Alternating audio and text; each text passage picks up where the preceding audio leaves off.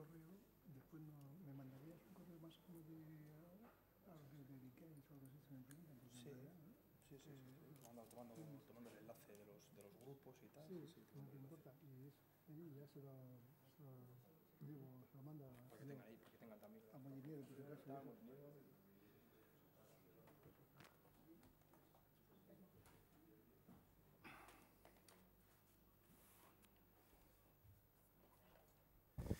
Bueno, astera guaz, arratsaldeon danoi, eskerrik asko etortze izanagatik.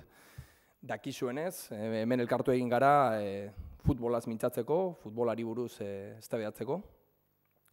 Baina egia zan futbola nahiko fenomeno erraldoia da, ezta? Fenomeno mundiala. Eta orduan badaude perspektiba zeharo ezberdinak. Esaterako, hain zuzen ere, oraintxe bertan mundiala jokatzen ari da, eta egongo dira milioika pertsonak munduan, eta segurazki milaka hemen Donostialdean, ikusten Argentina-Suiza, ezta? Izango da partidua, oraintxe bertan jokatzen ari dana, eta bueno, egongo dira futbolaz eta jokoaz gozatzen, sufritzen ere egongo dira, eta bueno, badau fenomeno nahiko zabala. Baina, claro, zertan datza gaur zehazki tratatu dugun gaia, ezta? Bueno, eso es un poco la perspectiva de nosotros dentro del fenómeno del fútbol, qué es exactamente lo que nosotros vamos a tratar. Yo creo que bueno, el cartel ya era suficientemente explícito, creo que no da, como quien haya visto el cartel, la convocatoria, pues sabrá que no venimos hoy a hacer una comparación de ventajas y desventajas del sistema 4-4-2 frente al 4-3-3, ¿no? Yo creo que todo el mundo sabe, pues el cartel ya hablaba de la deuda del fútbol, la deuda y la burbuja en alguna de las convocatorias, y subtitulaba pues unos determinados fenómenos como los pelotazos urbanísticos, el fraude fiscal, las subvenciones, bueno, pues entonces las deudas impagadas y tal, ¿no? Pues determinados fenómenos que tiene que ver, claro, que tiene que ver con los grupos promotores de la charla. Eso es lo que explica el enfoque concreto del fenómeno del fútbol que hemos querido traer aquí al debate esta tarde, ¿no?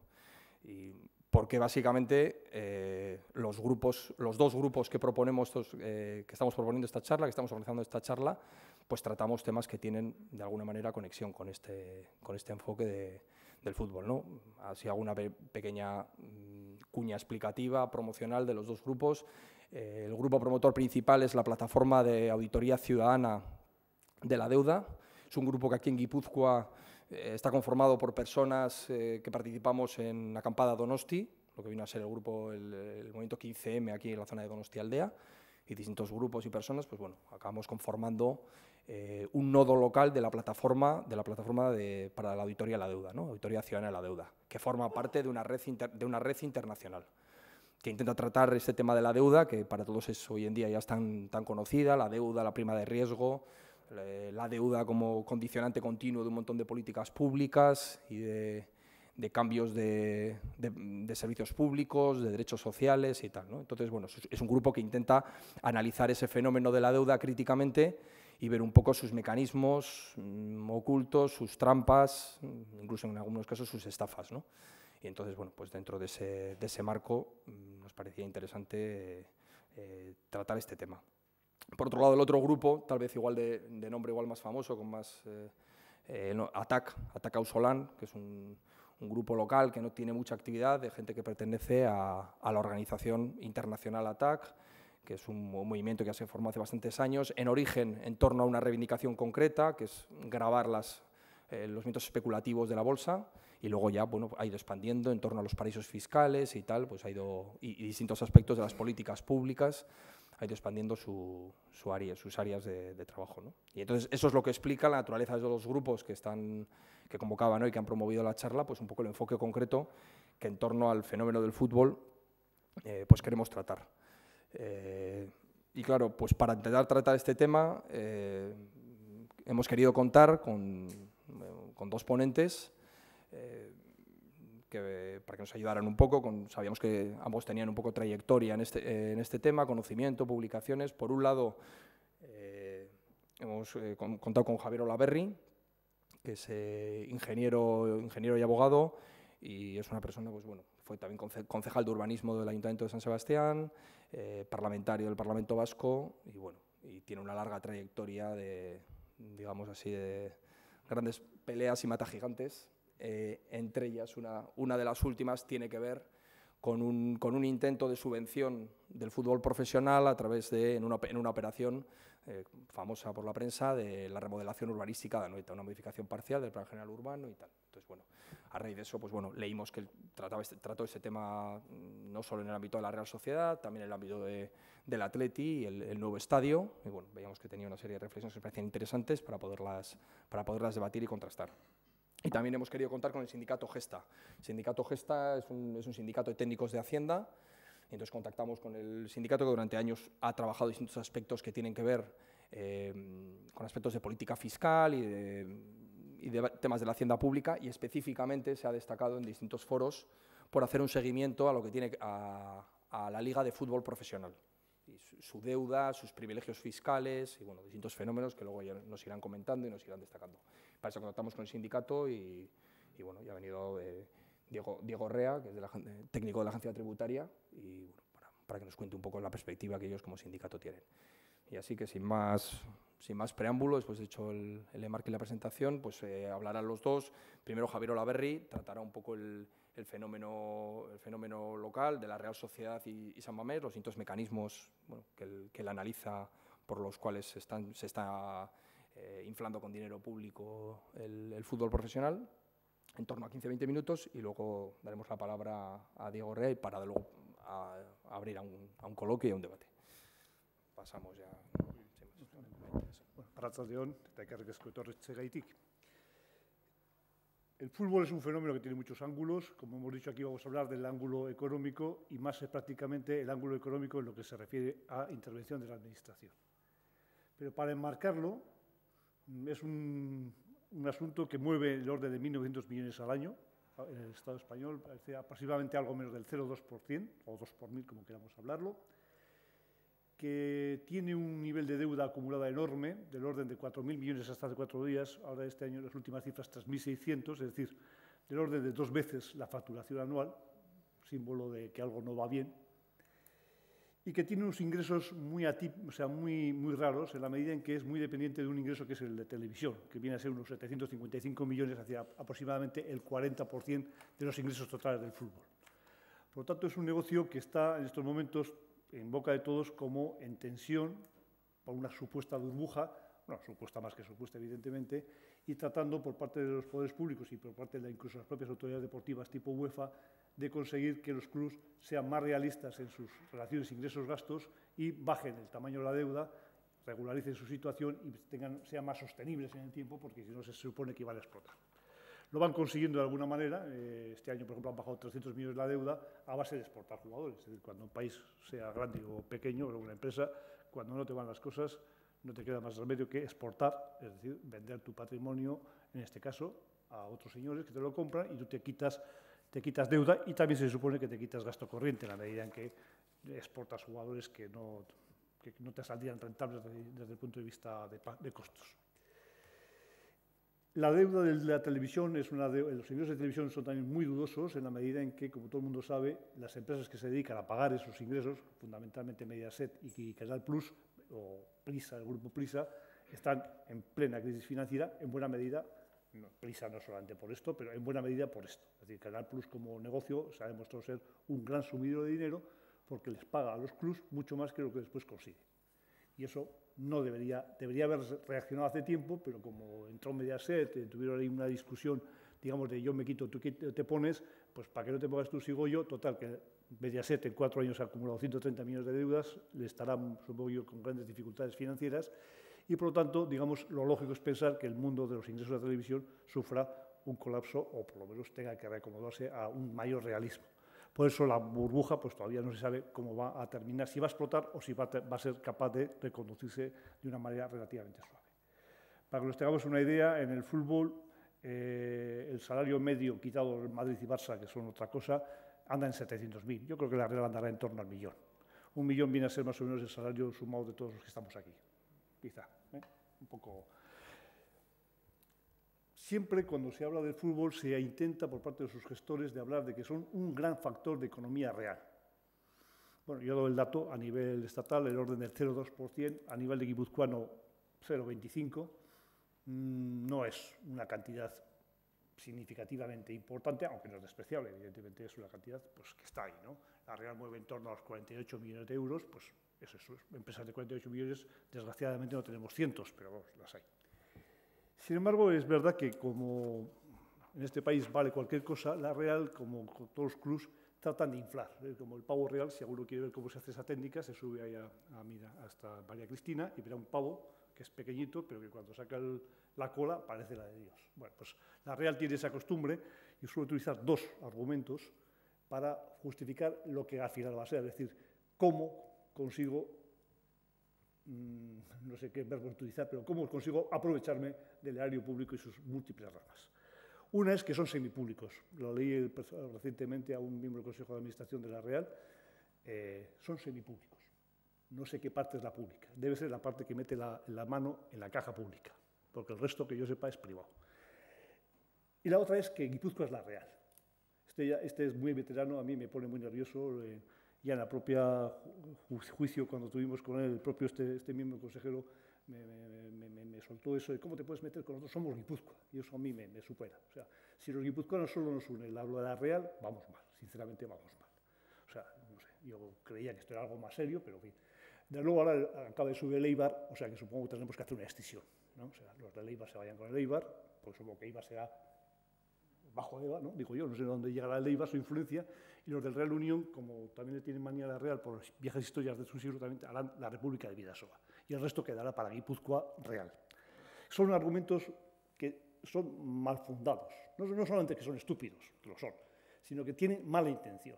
La intención es, dame lo que no es mío, y como no sé cómo justificarlo, pongo este gran parapeto de la patria o, no sé, la emotividad y demás.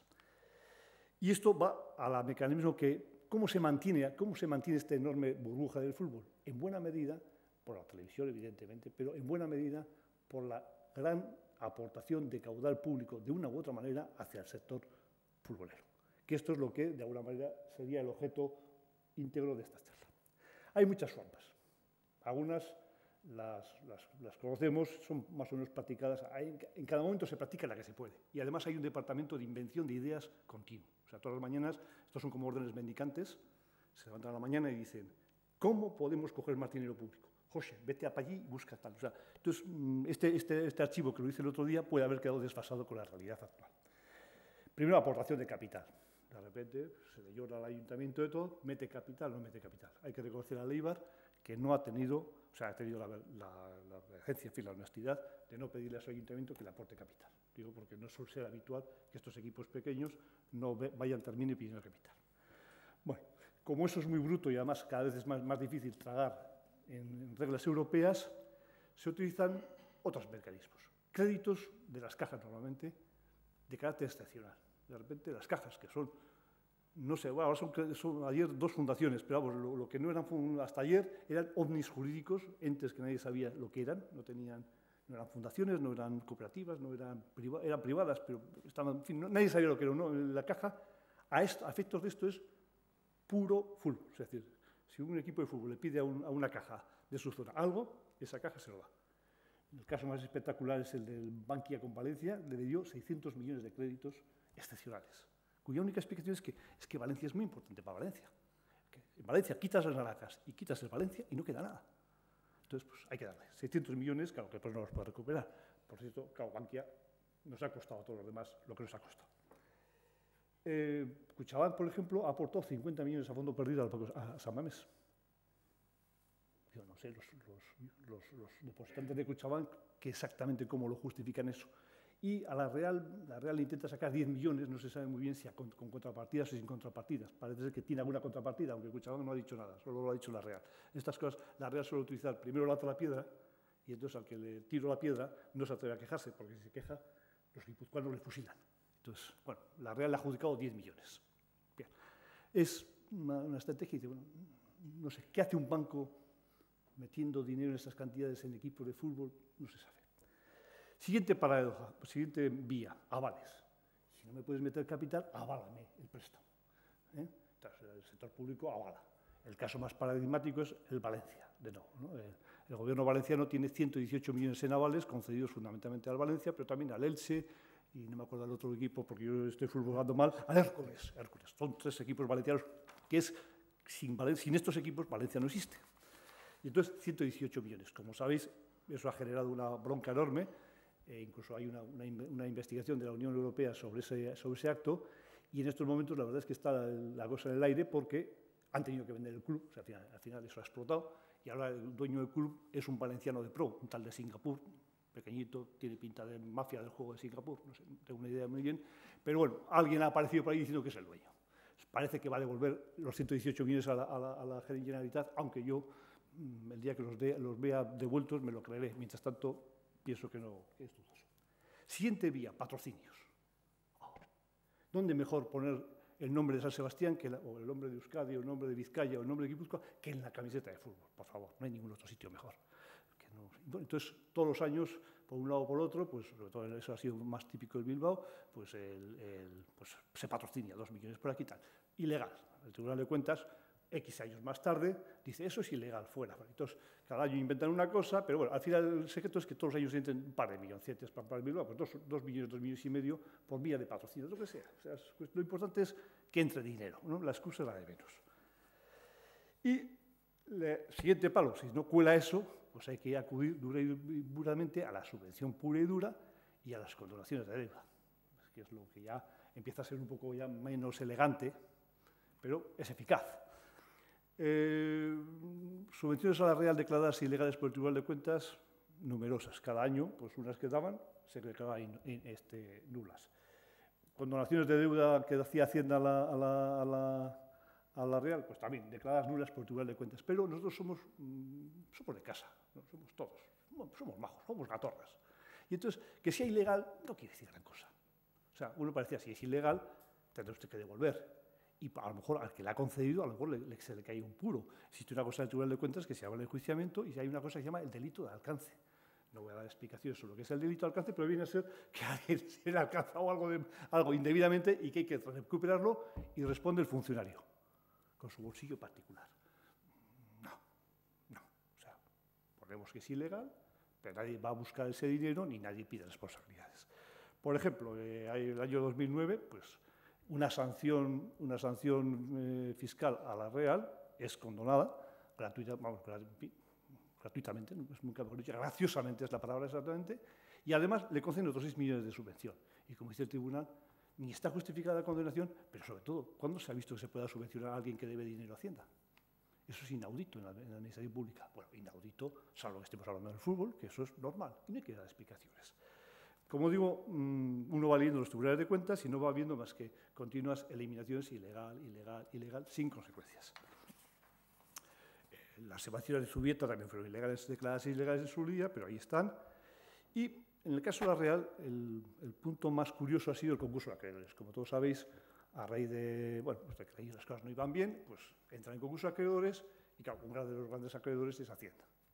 Y entonces, la solución que se da, la Real se tiene que liquidar, no tiene fondos propios, tiene menos 30 y tantos millones de fondos propios. Eso quiere decir, para entendernos, que ha perdido no la camisa, sino la camisa de muchos más, ¿no? Y entonces, que tiene negativo. Entonces, para andar en la vida, así como para andar por la vida hay que tener un mínimo de energía vital, pues para andar en la economía hay que tener fondos propios positivos en una cantidad mínima.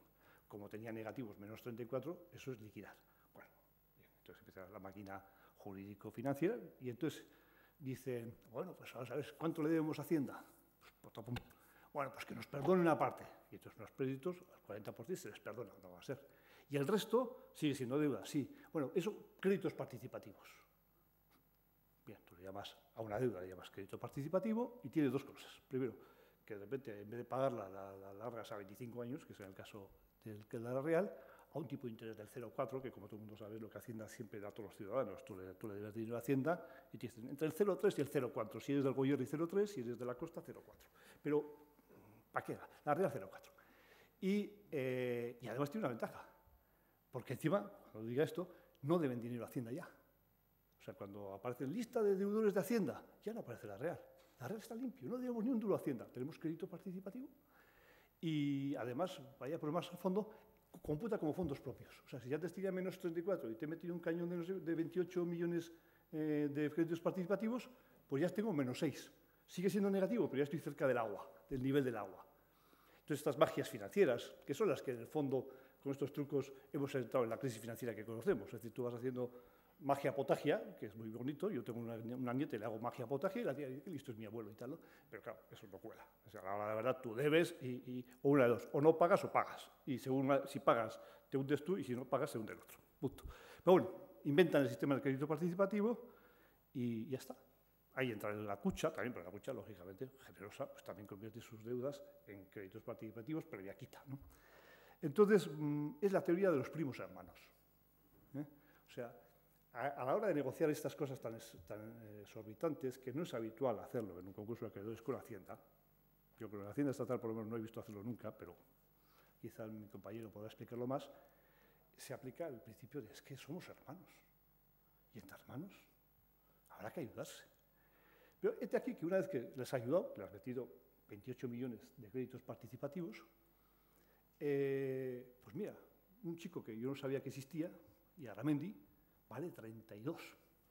Alguien paga 32 millones. Con 32 millones se puede traer un laboratorio de primera línea de medicina, no sé, contra cualquier enfermedad que queráis. O sea, pero bueno, este chico vale 32 millones. Y la Real pasa de andar así a de repente que le da 32. Y después se le llevan a otro, o sea, empieza a entrar dinero como por espuertas.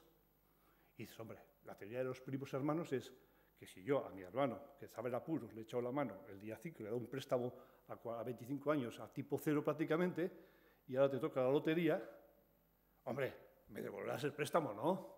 Porque a mí me hace falta. Se me ocurrió escribir un artículo y me lo publicaron. Bueno, las presiones que cayó el periódico por haber publicado semejante majadería, y después yo noté aquí, en la columna vertebral, el yuyu del vudú, y digo, oiga, pues es normal, ¿no? Yo, si a mi hermano le ayudo en circunstancias, no. Entonces me explicaron, es la teoría del primo hermano. Tú eres el primo y yo soy el hermano. Cuando es la ayuda, eres el hermano. Y ahora somos primos. ¿Entendido? Vale. Bueno, este es otro modelo. Pero el colmo ya es el pelotazo urbanístico. O sea, ya lo dijo alguien que si aquí no te has hecho rico con un pelotazo, si tú te mueres sin haber tenido de cerca un pelotazo, es que no eres nadie. Eso es así. Y el urbanismo es una cosa extraña. En el mundo solamente ha habido 3 actos de creación de riqueza de la nada. Uno fue en el Génesis. 7 días y ya no se vuelve a repetir. El segundo ahora es el Banco Central, ¿no? Estás en una tecla, tienes un ordenador, le das al Excel y dices, acabo de crear 100.000 millones de euros. Y dices, maravilloso. La tecla no te la dejan tocar a ti. Pero hay una tercera, que es el urbanismo. Viene un concejal y dice, ¿dónde tienes tú la huerta? Ahí. Le marco en rojo y digo, esto es urbanizable, tal, y de repente acaba de multiplicar por 20 el valor. Con una rayita, oye, ¿qué pasa allí? Tal? ¿Tú qué tal, Gesta? ¿Tú tienes alguna maceta en tu casa? También. Es una forma de crear riqueza de la nada, aparente, que es apetitosa, por eso hay tanta corrupción. Os podéis imaginar que si a mí me dejáis el firmar esto y tenéis terrenos, lo lógico es que seáis sensatos y digáis, oye, firma mi terreno la rayita y te doy el 15% de lo que des, ¿no? Y tú dices, no, el 15, no, el 20. Y entonces hay una discusión y al final pues termina algún número. Eso es el mundo. Entonces, los equipos de fútbol esto lo han aprendido y bueno, pues vaya a estar en Madrid. El Madrid pegó el pelotazo de las torres, estas fabulosas. Además, cuando entras dices, mira, aquí está el pelotazo. Subió alto, más alto que nadie más. 500 millones de euros. No todo en pelotazo, es decir, no quiero decir que no tuviera él un patrimonio razonablemente valorizable en urbanismo, sino que no eran 500 millones. Bueno, el Mestalla, en fin, o sea, por donde vayáis siempre hay una maniobra de terrenos por A, terrenos por B, y ahora me lo recalificas y lo que antes valía 5 ahora vale 20, etc. El Madrid en este momento tiene abierto una inspección de la Unión Europea sobre ese asunto, pero es un asunto marginal de unos 20 o 30 millones de euros. Calderilla, o sea, no merece la pena. Yo sé ni para qué viene un tío de Bruselas a mirar esas cosas. Bien, entonces, la Real tiene un problema para hacer esta operación, y es que la Real, por una inveterada costumbre, es un equipo viejo, no sé si tendrá 100 años, yo creo que tiene más de 100 años, ¿verdad? En 100 años jamás ha sido capaz de ahorrar un duro. La Real no tiene patrimonio. La Real se instaló en Atocha, ahora en Anoeta, si puede en otra nueva Anoeta, si después en no sé qué, o sea, va como el... No sé, yo soy de origen navarro, ¿verdad? Pues en los navarros, el hermano ese que no se va de casa tiene derecho a estar en tu casa hasta que se le hinche la nariz. Bueno, tenía con el sistema antiguo, ¿no? Es ese que te cae, ¿no? Te cae un hermano, no trabaja, no tal, ¿no? Ahí está, le tienes que encargar tú de él. La Real es así, ahí está. Cuando hay que irse a Atocha para hacer urbanística, oye, nos tenéis que poner un campo bonito. Y dice, joder, me habrá que poner un campo bonito, pero estos señores... Bueno, entonces, claro, sobre algo que no es tuyo, conseguir un pelotazo urbanístico es francamente meritorio. Porque sobre lo tuyo, dices, mira, esta es mi huerta, te pongo un pirulón de 100 pisos y te forras. Pero claro, si no tengo ni huerta, ¿cómo te coloco el...? Y lo ha conseguido. Lo intentó primero Astiazarán, ¿os acordáis de aquello de Guipuzcoarena? Cuando pidió que se le colocaran 50.000 metros de oficinas encima del campo. O sea, en ese campo que él es usuario, pon 50.000 metros cuadrados de oficinas y nunca llegó a entender, nunca llegó a calibrar cómo se podía después quedar con él, con ese dinero, ¿no? Porque hace falta dos cosas. Primero, poner la mina de oro y después que la mina de oro sea para ti y no para el ayuntamiento. Aquella operación, no vamos a hablar de ella porque, no sé si queréis después, pero aquella se paró con cierta facilidad porque era muy burda y se paró, sin llegar a juicio. Y 20 años más tarde, bueno, 10 años más tarde, no sé cuántos, no estoy muy no me acordará muy bien cuándo fue aquello, vuelve otro equipo con la misma idea, más matizada, mejor trabajada, con más finura, y básicamente consiste en dos pasos. Primero, el ayuntamiento lo que tiene que hacer es que este terreno, que no es mío, pero que es como si fuera mío, le ponemos la mina de oro, en este caso 15.000 metros cuadrados de oficina. ¡Pum! Eso vale en el mercado 50 millones y descontados los costes de construcción, bueno, ellos han dicho ahora que les iba a costar solamente 5 millones construir las oficinas, o sea que a lo mejor les iba a quedar 45 millones de beneficio, o 40, una cifra de ese pelaje. Y dice, bueno, ¿y cómo queda para ti? ¿No? ¿Cómo queda para ti? Y dice, pues claro, habrá que inventar una fórmula.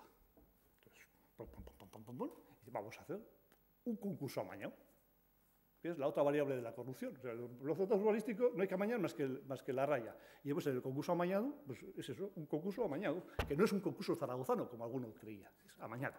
Bueno, entonces consiste en que vamos a crear un concurso al cual solo me puedo presentar yo. Bueno, digamos que podemos presentarnos muchos, por ejemplo, con la condición de que se llamen Real y terminen en DAF. O sea, es decir, una cosa, concretamente, que le regale a la Real la explotación del campo. O sea, el que se presente puede ser cualquiera de vosotros, pero con la carga de darme a mí el campo gratis.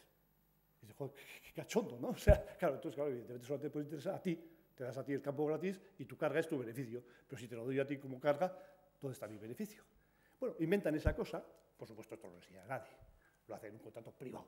Estas cosas con la administración, siempre estas cosas hay que hacerlas a poder ser sin mucha publicidad, porque el papel con la luz decae.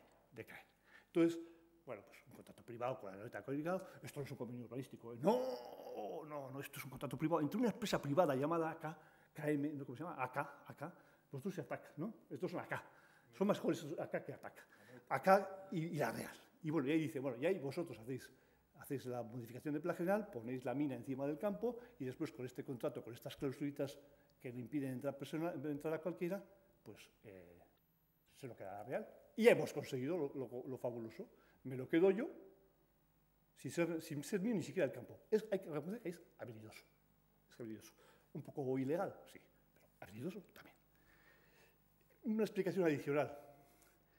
Cuando he dicho que el concurso de acreedores tenían 30 y tantos negativos participativos, se quedaron menos 4, y dice, pues tendrían que haber liquidado, porque seguían estando negativo. Entonces, dice, segundo pase misi, pase misa. ¿Cuánto vale el alquiler de Anoeta de 40 años, que tiene el derecho de alquiler de Anoeta que tiene la Real sobre Anoeta para 40 años? Entonces, el auditor dice, bueno, el administrador concursal, es decir, el experto del 63 millones de euros. Bien, a 1,5 millones el año, digamos. ¿Cuánto ha pagado la Real por esto? 3, el 5%. 3. Si algo que vale 63 me lo das por 3, en toda la tirada de Bargazo se llama subvención de 60. Pues efectivamente, hay una subvención. Y entonces ellos dicen, de la subvención de 60, 1,5 millones al año, ya hemos consumido 20 y me quedan por consumir otros 20. 20 por 1,5 millones, me quedan por consumir 30. Con una subvención de estas, también computa efectos de tal, el menos 4 se me convierte en más 26. No sé si me entendemos. Es decir, que yo arranco menos 30 y tantos, la deuda, le llamo préstamo participativo, sigo debiendo, pero ya casi estoy a flor de piel. Y el contratito aquel que firmó el ayuntamiento, del cual no nos enteramos nadie mucho, ¿verdad? No nos enteramos nadie mucho, era una subvención de 60 millones de euros pagaderos en 1,5 millones cada año. Como me quedan 30, y ya me libro la liquidación. Quizás. Entonces, claro, esa supersubvención de 60 millones de euros que da el Ayuntamiento de San Sebastián, que no va a poner nunca un duro en Anoeta, según dicen, pero ya ha puesto 60, así para ir abriendo boca, esa se la imponen al supuesto licitador del concurso. O sea, si usted viene al concurso, le tiene que dar a la Real 30 millones de subvención, los 20 años que faltan para digamos, dar. Claro, en un concurso donde todos tienen que darle al concursante número 1, aquí Javi, majo chico, concursante número 2, usted negocia con las mismas reglas que él, pero además le tiene que dar 30 millones a este señor. Y hombre, no sé, pues ya me voy, claro, te vas. Ese es el tamaño del concurso. Se basa en una subvención encubierta que hay que mantener y que, por lo tanto, se intentó hacer lo mismo en Iyumbe. O sea, en Iyumbe había unos... No vamos a explicar, no vamos a liar la pata. Vamos a hacerlo simplemente... Son trucos del oficio, que se llama esto. Bueno, entonces, como digo, los pilotos turísticos están a la orden del día. Este fracasa, pues porque simplemente alguien no deja pasar esto en silencio. La ilegalidad es manifiesta. Pero si nadie dice nada, una liga manifiesta termina siendo sancionada. Porque eso sí, los políticos están de acuerdo.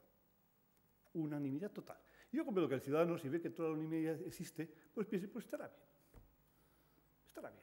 No sé, si nadie dice nada, pero que la unanimidad de los políticos diga nada, no quiere decir nada, desgraciadamente. Y bueno, pues esto estaba mal por todos lados. Se habían cargado el campo de rugby, se habían cargado las pistas de atletismo, por supuesto, se cargaba medio estadio que está nuevo, y no había ninguna justificación, porque en todo el expediente, por supuesto, el expediente no contaban que había concurso amañado y esas cosas, porque entonces, claro,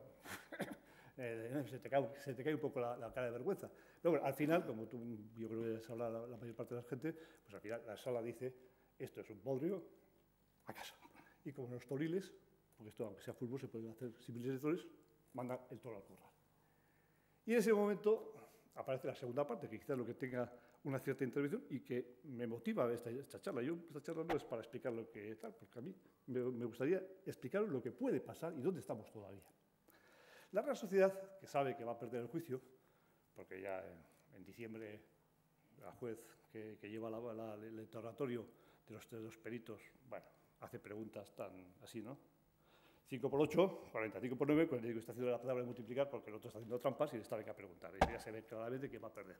La Real sale con el mensaje y dice, bueno, no importa, si ahora quitamos las oficinas, pero podemos seguir adelante con el resto del proyecto que vale 40 millones de euros. ¿Valdrá o no valdrá? En los papeles hasta ahora valía otras cifras superiores, pero no hay que discutir estas cosas. Vale 40 millones de euros. Dice, 20 pongo yo, pues bueno, 10 pone el gobierno vasco, porque el gobierno vasco ya sabéis todos que Raudo, dice, oye, tú, ¿cómo no voy a poner yo dinero en un campo de fútbol? Vamos, a la Real hay que regalarle algo. A San Mamés le hemos regalado 50, pues a este habrá que regalarle pues algo, 10. Vale, 10. Y los otros 10, pues la cucha, que los ponga la cucha. Ya está, 10, 20, 30, 40, sencillo. Y dice, bueno, esto es tan sencillo. Y le dice al ayuntamiento, oye, y saca el concurso este famoso de una vez, coño. Digo, esto no se han enterado de nada. No hay concursos ya. Jurídicamente hablando, el plan general que decía que había que hacer unas torres en Anoeta ha desaparecido del mapa. Y como ha desaparecido del mapa, todo lo que conllevaba hacer unas torres, para hacer unas torres, el ayuntamiento se tenía que preguntar, el plan mandata hacer unas torres. ¿Tengo dinero? No. Cuando yo no tengo dinero, ¿qué hago? Busco un tercero que lo haga. Y saco un concurso para que ese tercero lo haga a cambio de lo que fuere. ¿De acuerdo? Bien, claro, si no hay que hacer las torres, no hay concurso, no hay bases, no hay nada. No hay que hacer nada. Y dice, ¿y por qué nadie se mueve? Porque no hay nadie que moverse. Nadie está en este momento preparando el traslado de la Torre Eiffel de París a Londres, por ejemplo. ¿Por qué? El Plan General de San Sebastián vigente, el que está ahora en vigor, dice esto sobre Anoeta. Consolidada su volumetría. Consolidada su volumetría. O sea, como lo veis, se tiene que quedar. Por lo tanto, mientras nadie no cambie el Plan General, en Anoeta no se puede subir 1 centímetro, nada. Se puede pintar de verde, de azul, tal, pero en volumetría, quieto parado. Bueno, si alguien quiere hacer algo, tendrá que modificar el plan general y justificarlo. Y a lo mejor hay justificaciones, pero habrá que explicarlas. Segundo, dice, bueno, además, 20 míos, 10 tuyos y 10 de aquel, 40. No, usted es un inquilino que paga poco. Ya hemos dicho, paga 3 de 63, pero es un inquilino. Usted tiene un contrato con el propietario. ¿Qué dice ese contrato en caso de obras? Porque cuando la gente firma contratos es para cumplirlos, digo yo. Y el contrato de obras, el contrato de cesión, no es un contrato de inquilinato exactamente, pues acaso hay algún experto en derecho, no es un contrato de inquilinato, es un contrato de cesión, pero bueno, en términos coloquiales es un inquilino. El contrato que liga al inquilino y al propietario está en vigor y dice que si hay que hacer obras en el estadio por interés o iniciativa de la Real Sociedad, paga la Real Sociedad. Y si las obras hay que hacerlas por iniciativa e interés de del propietario, pues paga el propietario. Por lo tanto, la situación jurídicamente, aunque no parece que se han enterado, es muy sencilla. Si la Real cree que le merece la pena gastar 40 millones de euros adicionales para tener más asientos vacíos, pues está en su derecho. Solo tiene que hacer dos cosas. Decirle, yo como inquilino quiero hacer esta obra de acuerdo a la cláusula 10A del contrato. Si queréis después leemos el contrato, pero no, o sea, creedme que está ahí. O sea, no se supone que aquí todos somos mayorcitos y sabemos decir las cosas. Y por lo tanto yo voy a pagar y usted me tiene que decir si me deja o no. Y el propietario tiene que decir, bueno, me viene bien o me viene mal. Un inquilino te dice, yo quiero poner un jacuzzi en la casa alquilada y ese frente me gustaría tenerlo una gran cristalera. El propietario pues dice, pues a mí el jacuzzi, si se queda en la casa, pues bueno, como soy yo el dueño, la cristalera no me gusta. Entonces se te da permiso o no te da permiso en función de sus intereses. Bueno, y si está de acuerdo el propietario, hay que hacer modificación del plan general, para lo cual además habrá que explicar por qué la ciudad tiene interés en eso. Si lo tiene, se aprueba. Y si no lo tiene, pues no se aprueba. ¿Qué me temo? Que aquí todo el mundo considera que el contrato de inquilinato no existe.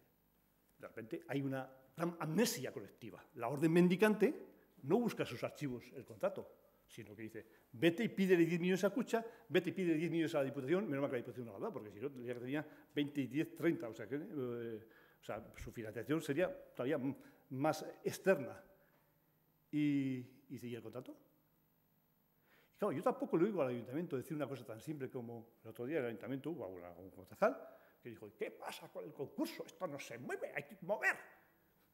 Yo diría, pues, la respuesta sería, yo como propietario no he recibido ninguna petición del inquilino de hacer obras en el estadio, ni mucho menos he oído que esté comprometido a financiarlas.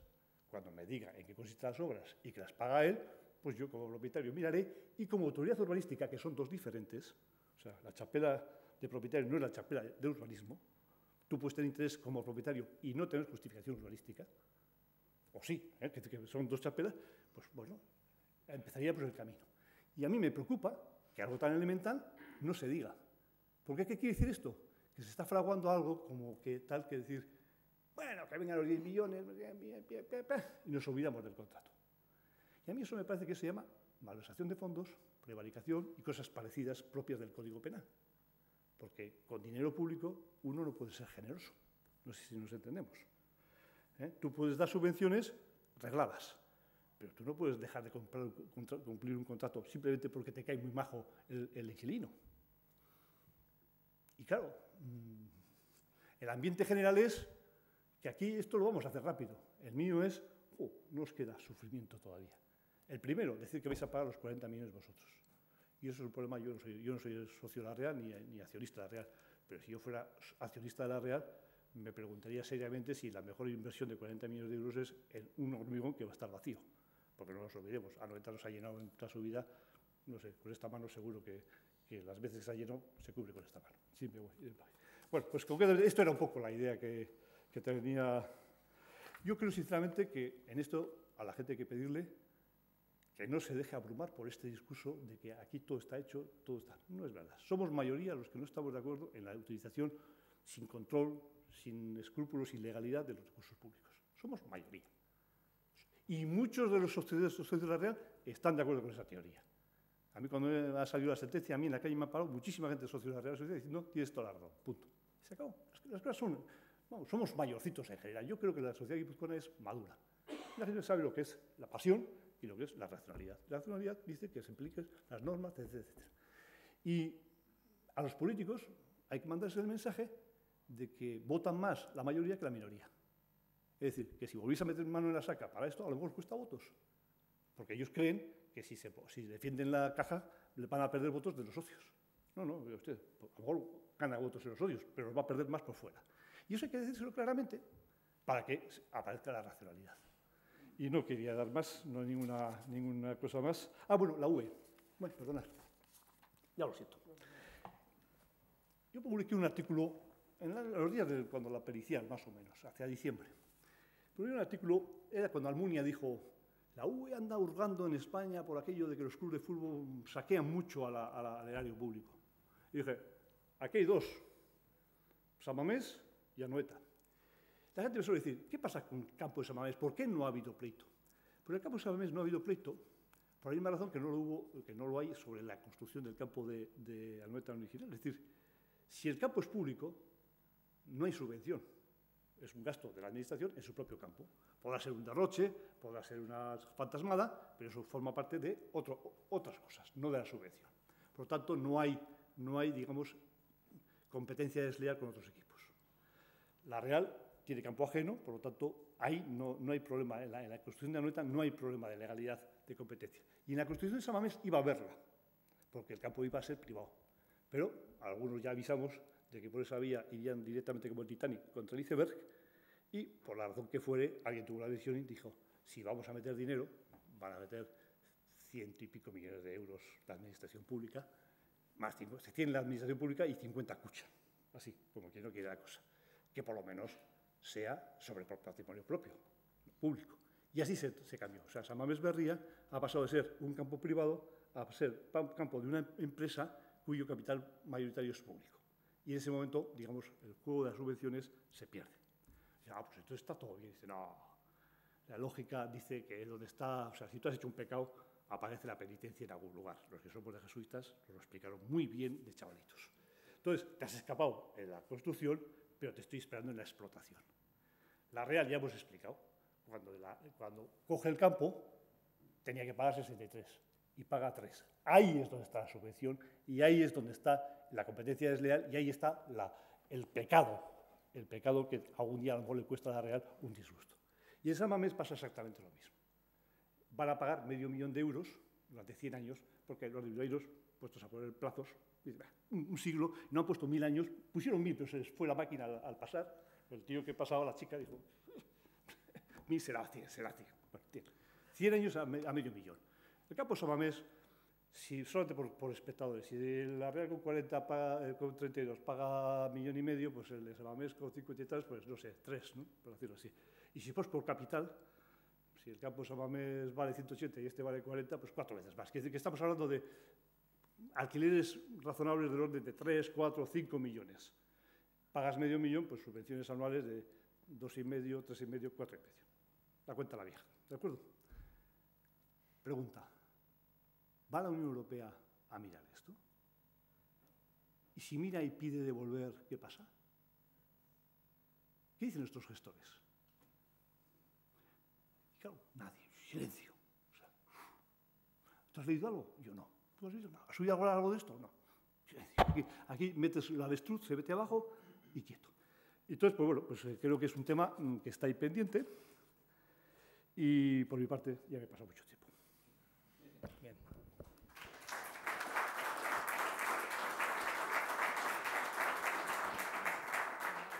Luego en el debate tendremos ocasión con intervenciones y seguir profundizando lo que la gente quiera. Y bueno, y ahora vamos a coger la perspectiva de esto de la subvención y los privilegios que tiene el fútbol profesional, la perspectiva de la Liga a nivel estatal, de la Liga Profesional de Fútbol. Podría haber otros ámbitos. Ahora con el Mundial se está hablando mucho de Brasil y todas las polémicas sociales y las protestas sociales que está habiendo, sobre el derroche en infraestructuras, sobre cómo están arramplando con un montón de barrios, el tratamiento privilegiado que tiene la FIFA, el negocio que es y tal, ¿no? Pero bueno, el ámbito está acotado. Habíamos primero con lo haber pensado el tema más local y con Diego Herrera del sindicato Gesta, la panorámica que da el sistema fiscal a nivel estatal y la situación de la deuda con la administración pública de la Liga Profesional de Fútbol, situación de distintos clubes y la perspectiva general. Entonces, todo tuyo, bueno, Diego. Sí. Yo creo que lo último que ha dicho Javier, se mezcla la política con el fútbol y ahí no andamos muy bien. Ese es el problema. Pero bueno, vamos a hablar del tema en Hacienda. Únicamente que Hacienda no da datos fundamentalmente de equipos. Tenemos datos, pero no da datos, no implica a nadie. Únicamente a través de sesiones parlamentarias son los datos que se han cogido y de algunos artículos de periódicos y tal. Pero bueno, digamos que primero la ley de 10 del 90, del 15 de octubre, es la ley del deporte, y ahí en su artículo 13 dice que a efectos de esta ley se consideran club deportivos las asociaciones privadas, integradas por personas físicas o jurídicas, que tengan por objeto la promoción de una o de varias modalidades deportivas y la práctica de las mismas por asociados, así como la participación en actividades y competiciones deportivas. En su artículo siguiente, el 14, indica 3 clases de club deportivos, que son los clubes deportivos elementales, los básicos y las asociaciones anónimas deportivas. A partir de ahí, los siguientes artículos dicen cada una de estas y sobre todo las asociaciones anónimas deportivas, cómo tienen que estar, o sea, su capital, que viene a ser como una sociedad anónima, y después que tienen que estar todas registradas a través de la Federación de Fútbol y participar en competiciones nacionales y deportivas. Si no, no es así, no puede ser así. Esto se ha ido desarrollando y entonces, de los pelotazos ya ha hablado bastante Javier, pero bueno, independientemente del Estado, hay ayuda al fútbol con dos veces. En el año 1985 la ayuda consolidando unas pérdidas de 20.000 millones de pesetas que le dan y 5 años más tarde el fútbol español debía 40.000 millones de pesetas. Entonces, la siguiente ayuda la hace en el año 1992 participando, o sea, con el 80% de los grandes clubes, perdonándole la deuda que tenían, pero fundamentalmente con los ayuntamientos y asociaciones y delegaciones privadas. Otras ayudas al fútbol español, bien, pues, ¿qué hace? Por ejemplo, tenemos en primer lugar al Real Madrid, que con la venta de Valdebeba, la ciudad deportiva, la remodelación del Bernabéu, la compra de los terrenos de Valdebeba, como digo, y la ciudad deportiva, el Real Madrid se embolsa 110.000 millones de las antiguas pesetas. Pero nada más terminar esto, el Real Madrid quedaba endeudado en 44.000 millones de pesetas más. Ahí aparece lo de Valencia también con la ciudad deportiva. Y en este pelotazo, el Juan Soler, que entonces era el presidente, se embolsa 130 millones con la reclasificación de los terrenos. Ahí está el Hércules, el Celta, Logroñés, que en Logroñés hay 2 equipos ahora en el Logroñés. Bueno, el caso que no solamente le deben a Hacienda, sino le deben a la Seguridad Social. ¿Cómo negocian esto también? Bueno, el Barcelona, para ser como ellos, el Barcelona pretende hacer lo mismo que ha hecho el Real Madrid, reclasificar los terrenos y hacer la ampliación del Camp Nou sin gastarse un euro.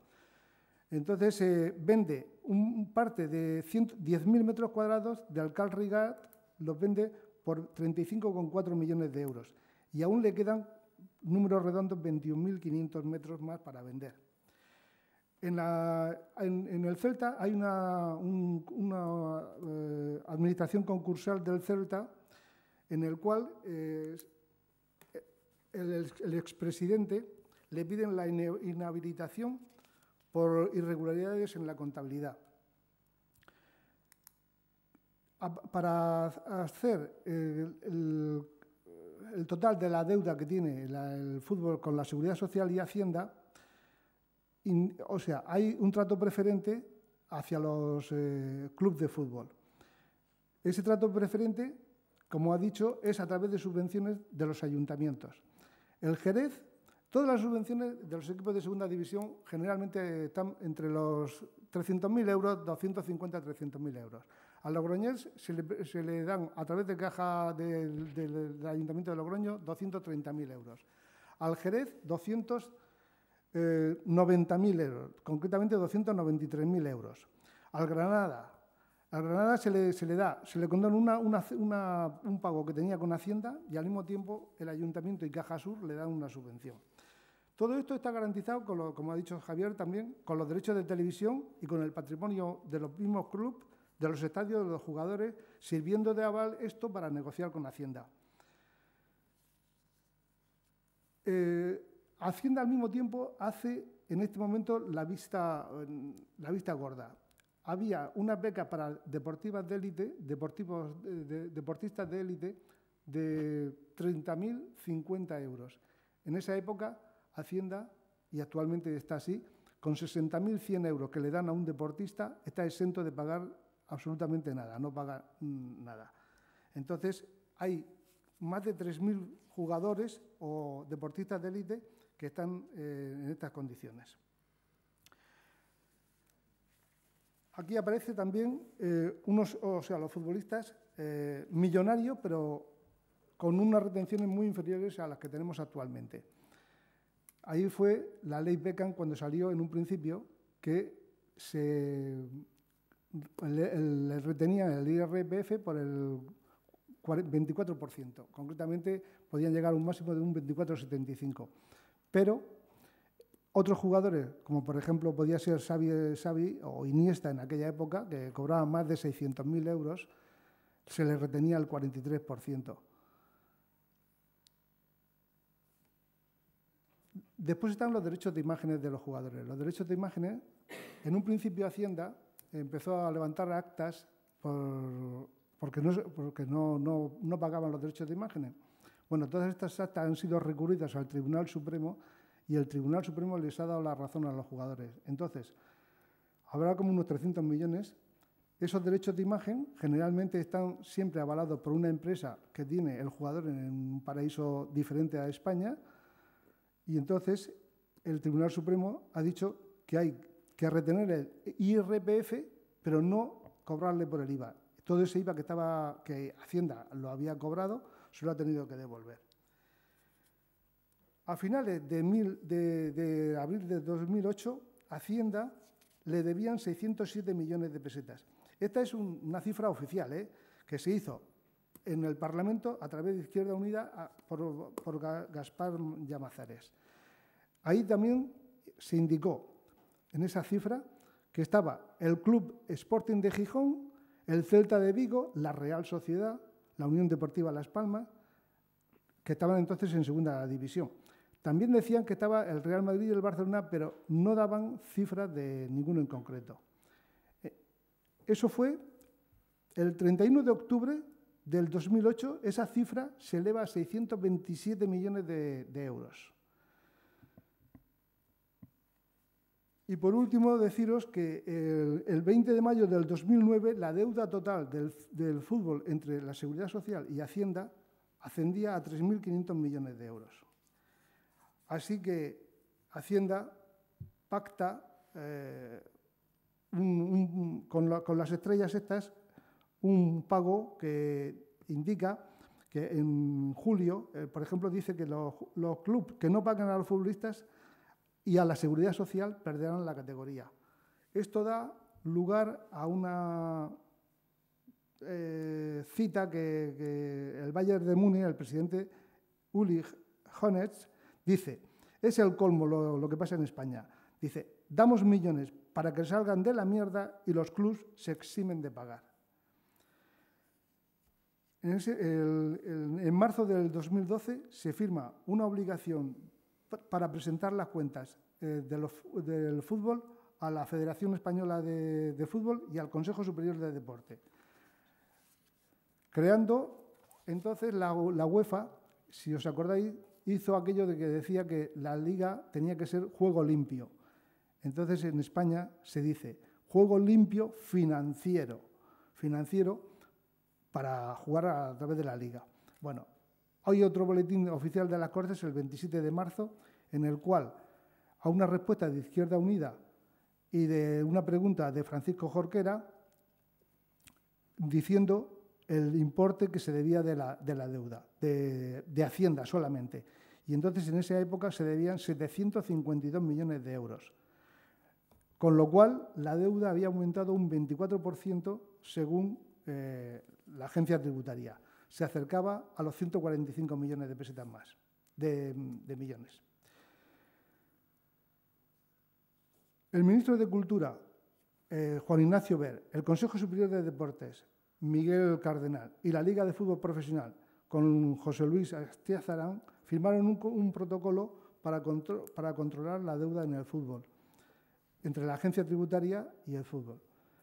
Entonces aquí se dice que van a pagar poco a poco, según Cardenal, esto se cumplía en el año 2020, se va a cumplir, en el cual se dice que cada retransmisión deportiva que le hagan por televisión, el 35% del importe que le den por la retransmisión deportiva lo tienen que entregar a la Hacienda.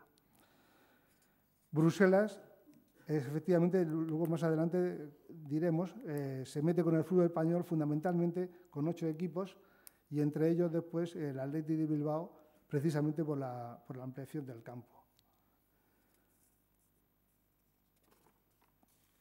Datos de ahora, muy recientes, del 7 del 5 del 2014.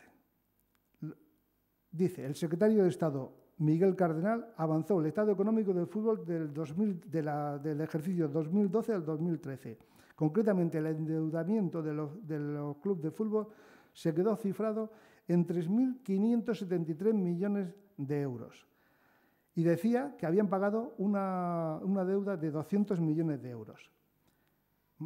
Posteriormente, el 18 del 5 del 2014, se considera la deuda que tiene el fútbol español con la Hacienda en un total de 663 millones de euros. Y después podemos citar como escándalos publicados dentro del fútbol español, pues lo que ha pasado, y esto es en el Juzgado de Instrucción número 47 de Madrid, se instruye un sumario sobre el cobro que realiza las actividades irregulares de Villar y su equipo. Esto está avalado por dos peritos financieros que están en el juzgado. Aparece aquí, independientemente, una sociedad que se llama Amanecer Latino, que es el 80% de esta sociedad pertenece al hijo del segundo de Villar. Bueno, pues independientemente, este señor devolvió 44.000 euros, creo que era o algo así. A ver. Ah, sí, bien. Bien, de 44.654 euros por viajes realizados a Nueva Zelanda, Finlandia, Argentina y Suiza. Estos viajes realizó los de Nueva Zelanda con sus 2 hijas y su esposa, a Finlandia igualmente con su esposa y sus 2 hijas, a Argentina con su esposa y a Suiza con su esposa. Bueno, pues de aquí se demostró que 34.000 euros los había ingresado con 2 cheques del Banco Santander a nombre de su hija y después el resto con dinero en metálico que se supone que lo había dado la Federación. Después tenemos una serie de datos indicando Villar, por ejemplo, que tiene un sueldo de 130.000 euros, pues los pelotazos que se ha pegado. Tiene una vivienda, que es su vivienda habitual, en el barrio Salamanca, que como sabéis es uno de los mejores barrios de Madrid. Justo al lado tiene otra vivienda de 160 metros cuadrados que estará valorada aproximadamente en 700.000 euros. Tiene 2 casas en la Gran Vía de Bilbao con sus garajes. Tiene una parcela de 400 metros cuadrados en Sondica, que os sonará también allí en Bilbao por el aeropuerto. En Santo Domingo de la Calzada es propietario de un solar urbano de 16.000 metros cuadrados que tiene concedido la construcción en 500 metros y el resto para uso deportivo.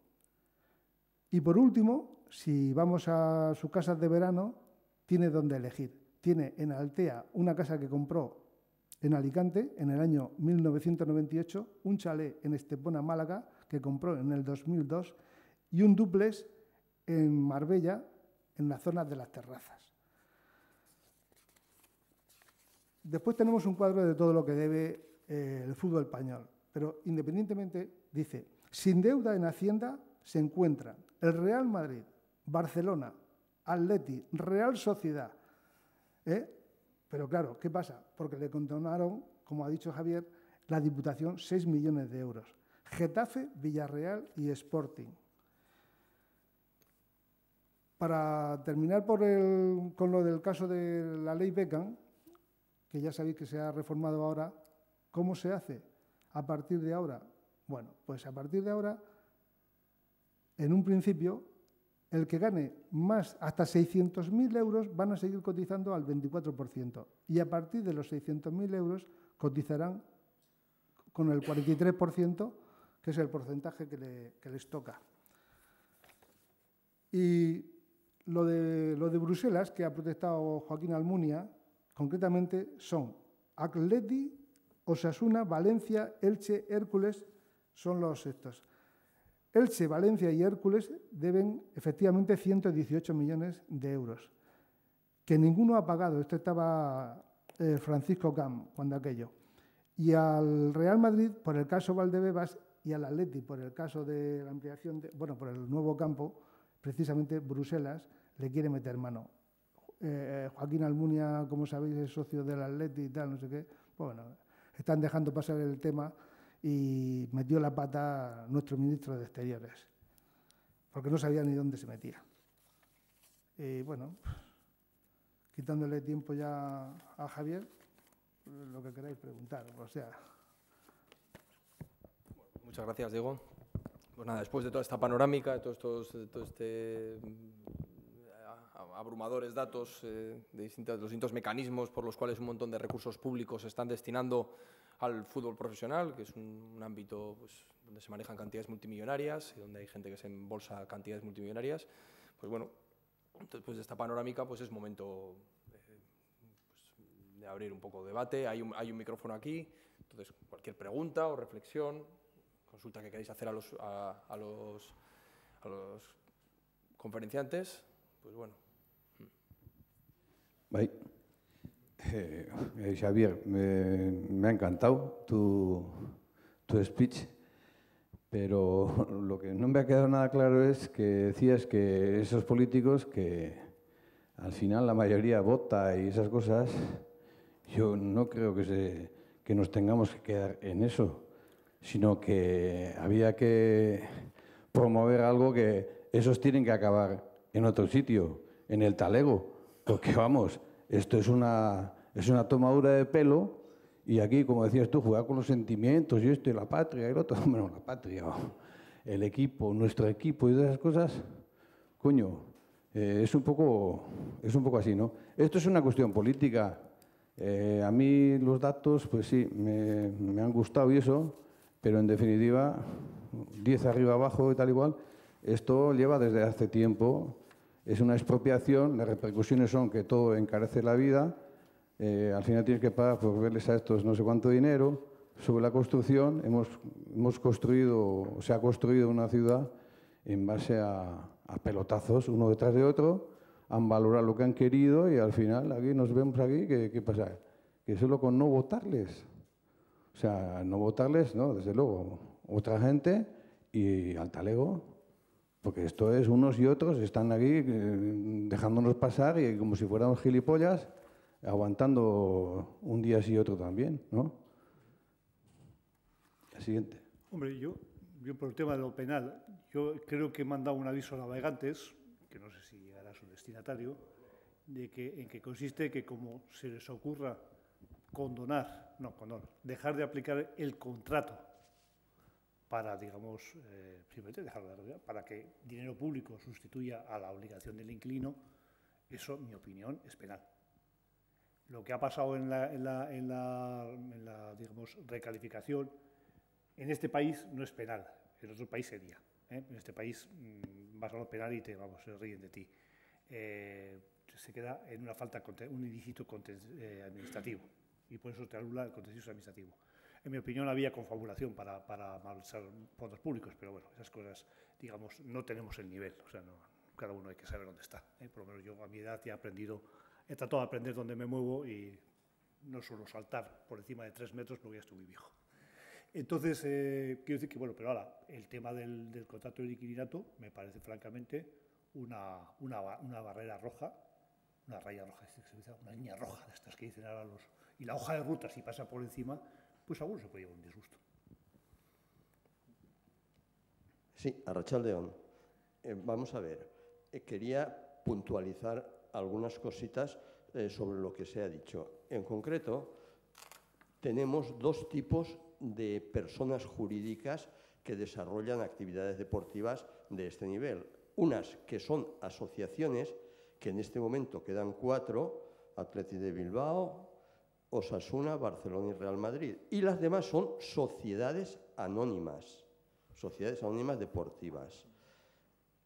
Estas son, a la postre, compañías mercantiles sujetas a todo lo que mandan los códigos de esta naturaleza en cuanto a presentación de cuentas, etcétera, etcétera.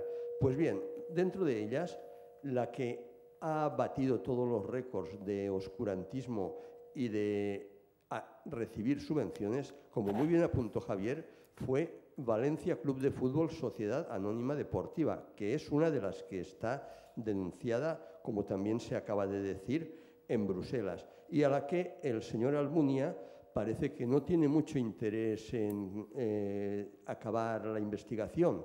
¿Y esto por qué sucede? Sucede porque aquí, como también decía Javier con mucho acierto, hay mentes pensantes que tratan de darle la vuelta a las cosas y en lugar de dar la subvención directamente a la sociedad anónima deportiva, lo que hacen es crear una fundación controlada naturalmente por los prebostes de cada lugar, que es la que recibe ese dinero, el dinero público. En este caso me estoy refiriendo a la Fundación Valencia Club de Fútbol Sociedad Anónima. Esta fundación, en un momento dado, recibe de forma completamente irregular, y eso está escrito en una sentencia de un juzgado de lo contencioso administrativo de Valencia, 70 millones de euros. Una fundación que no tiene un céntimo de patrimonio.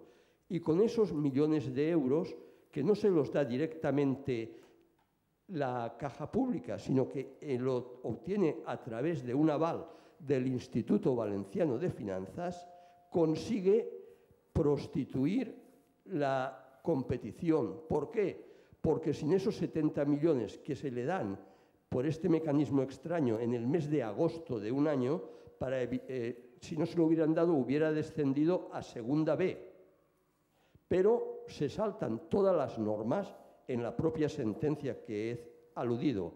Está perfectamente recogido y así es como consiguen pagar las deudas a los jugadores y evitar ese descenso a Segunda B.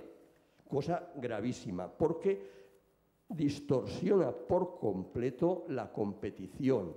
Pero lo más grave es, como decía, que esa entrega de ese aval se hace saltándose todas las normas. Y eso, salvo que me expliquen de otra manera que no es prevaricación, de momento tengo que añadir que presuntamente sea una prevaricación brutal. Pero lamentablemente nadie ha querido tirar de la manta. Y ahí está, en una sentencia perfectamente recogido, cómo se pueden saltar las normas de esta manera y que no pase nada. Eso es grave, muy grave, gravísimo, pero estamos en el País Valenciano y ahí, desde luego, lo que ha dicho Javier de aquí es peccata minuta para lo que allí pasa. Esta era la cuestión que quería puntualizar y precisar, que sí, que no hay interés por parte de nadie en perseguir estas actuaciones totalmente punibles y que debían llevar a alguien al talego y no precisamente al machaca que firmó los papeles para que le dieran esos 70 millones a la fundación que sirvieron para suscribir unas acciones con las que se salvó la categoría de esta sociedad anónima deportiva, no lo olvidemos. Muchas gracias. En este país, digamos, da la impresión que no hay fiscales. Pues, como no hay fiscales, la acción pública también tiene la proa. Por ejemplo, la acción pública en urbanismo hasta ahora era gratis, ahora es cara, hay que pagar. Te pueden condenar en costas, o sea, tienes que meterte contra una administración donde es todo, vamos, todo un aparato, y si ganas te dan 1.500 euros, como es el caso, y si pierdes no sabes lo que te dan. Te puedes arriesgar que te castiguen con más. Está la técnica, el país está muy tocado, muy tocado. La institución está muy tocada, está todo confabulado para que vaya para abajo. Y quienes tienen que actuar no actúan. Esa es la realidad. Ir como penal, hoy por lo penal, es un drama. Es un drama. De cada 100 denuncias, 90 se archivan inmediatamente. ¿No? O sea, esa es la estadística española, de siempre, ¿eh? No es de este año ni de pasado. De cada 100, 90. Se archivan y todo por saco. A ver, ¿sí? ¿Se oye? Sí, oye, Javier, me parece muy bien todo lo que has expuesto y creo que, bueno, ya va saliendo, tú también ya lo has puesto encima de la mesa, ¿no? Esas grandes lagunas que hay detrás de cada operación y cada gestión económica de nuestra querida Real Sociedad, ¿no? Hay lo que se llama responsabilidades y sobre todo responsabilidades políticas.